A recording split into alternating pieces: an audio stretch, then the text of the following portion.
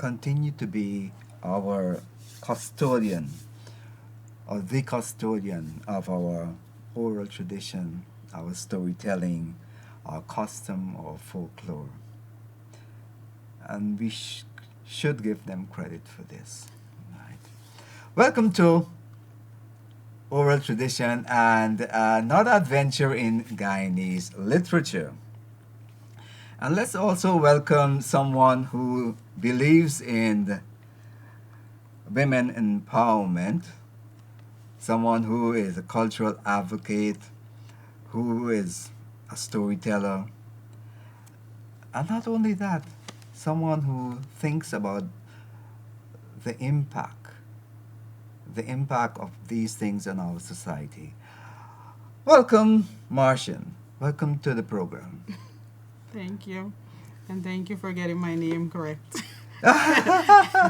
My right name, that is. Yeah, I know. Earlier I said, we normally ask what's in the name, especially with books and this and that. I had to ask you, what is your name? Because you go by so many pseudonyms, like good writers. So I hope we have you follow that proud tradition of writers who use pseudonyms. Yes. Right. Your stories. They're actually from my sister and brother-in-law. Yes. So they told me the stories, and I basically put them in writing. And of course, you have to stretch them to ensure it's a proper story. So I did some additions to it, and two of them I made up actually. Okay. Yeah. And they're dedicated to Soriste? Soresti George. That's Soresti my and brother-in-law. Ah, passing down the stories. Very often we talk about the older folks, our grandmother, or grandfather, grandparents passing down these things. But it seems to be young people passing these stories on to you. Yes. Well, they're actually in the interior. So, there's lots of older and younger people there with them. So the guys, they would sit down and talk. And I was on a phone call with my sister, and I heard them talking while I was doing a Mungese story for a friend of mine that have his... It's an online platform where he publishes Guyanese writers. Yeah. So I heard them talking, and I was like, okay, let me listen in on what they're saying. And that's how the idea came about, to take their stories and put it into a book. And I also have some stories from lots of stories from my grandmother, but that's going to be in the second one. Yes. I can tell what's coming up here in this story. Well, at least the second part. Sweetie Lies and Flying Skins. Tell us about the flying skins. The flying skins is all eyes. Yeah. Yeah, that's the flying skin. All eyes? Yes. That's basically, but I didn't just want to say all eyes. I like to be extra. So that's why I call it flying skins. So that's what that story is basically about. I like you coining words or phrases to match the old Yes. connotations. But this here is like mainly, it's like it's funny folklores basically. Yeah. A little fiction and maybe make believe, because sometimes people would hear the stories and they're going to be like, oh, maybe it's not true, maybe it's true. And then some of the stories, some other people, they may have already heard it and they would have a different version of it. Yes. But you said some of these stories are lived experiences. Have you experienced? Like I said, two I made up. I'm not going to say which two. People can guess, yeah. But the others, my brother-in-law, based on his experience, and he was, telling the guys, yes. So his lived experience. That's why it's dedicated to him and my sister. Yeah. I'm still intrigued to push you to tell us about the ones that you made up. You don't need to tell us the name, but you can tell us something about. Okay. You see, if I get into it, I'm gonna bring it out. Yeah, okay. Let me see if I Yes. can. Let me see if I can uh, s- pose this in a different way. Then, do you have a piece that you would like to read? Okay. I posted a part of the sweet man story on social media, the sweet man story on social media, and persons were asking for the end of it. Let's go to our folklore now. Um, That's lived or experience. like family.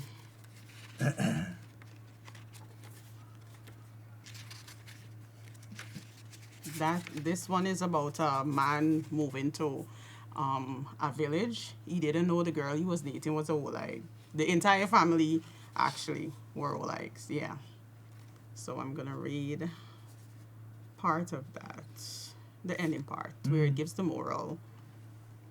yes. A few weeks later, strange things start happening again. Children waking up weak, babies crying all night, cow milk turning into water. Village gets suspicious, people whispering, is them, is that Oleg family. So one night, the village gather cutlass, holy water, big broomstick, broom, kerosene. They march to the house, start lashing from Harry right to Harry wrong. Mother, daughter, father, nobody spared. Then they hear a noise upstairs, a small door creak, a tiny voice muttering. They bust it open, and there's the little boy, crouching under a sheet. Nami, Nami, he bawled, the stick raised high in the air. Then they hear him cry, me suck yet, I now learning for fly. Granny said next full moon. Moral of the story, ask questions before you move in, and if the whole family flying at night, move out before you learn to fly too. Oh, there's some horror tales with some humor, Yes, blended with humor. yes. So Makes it's, good reading. folklore and jokes. Yeah, Yeah. it makes a good reading. I like. Talk about one of your interests, this advocacy, cultural advocate. We live in a culture where people like to steal people things, and I'm always pushing for copyright to be implemented. Mm. You would take a lot of time, sit down, put your thoughts together, put it in writing, and people are going to steal it. And we have a lot of writers, a lot of creatives in Guyana, whether writing, they do songs, they're doing the work and they're not Art or getting whatever. properly compensated for it. So that is something I hope people just start getting paid for their work. Yes. Some of it is happening. Some of it is happening, but I'd love to see that it expands. When I started this program, I was doing the same thing, hoping that our artists, our creators, the content makers, Yeah. that they get duly paid, and I see some of that grudgingly, but it is something. It is Yes. something. Now, how do you go about your advocacy? On my Facebook page, basically, I make posts about it. I would help. I would advise. Well, we don't have the copyright implemented in Guyana, so for persons to get paid, I would give them tips on how to make, like in terms of music, would give them tips on how to get their music registered so that they can be paid. Hmm. Let's say somebody posts something for them and they're not getting paid. Show them how to register it properly so it can be striked. Sometimes you may sit down and take your time. It might be something as small as a status. You post one line, it's funny, it gets shared. Somebody sees your status and they steal it because they want the hype behind it. There's a way now on social media, on Facebook, where you can have that person's status striked and removed. Yes. So I also share tips on that too.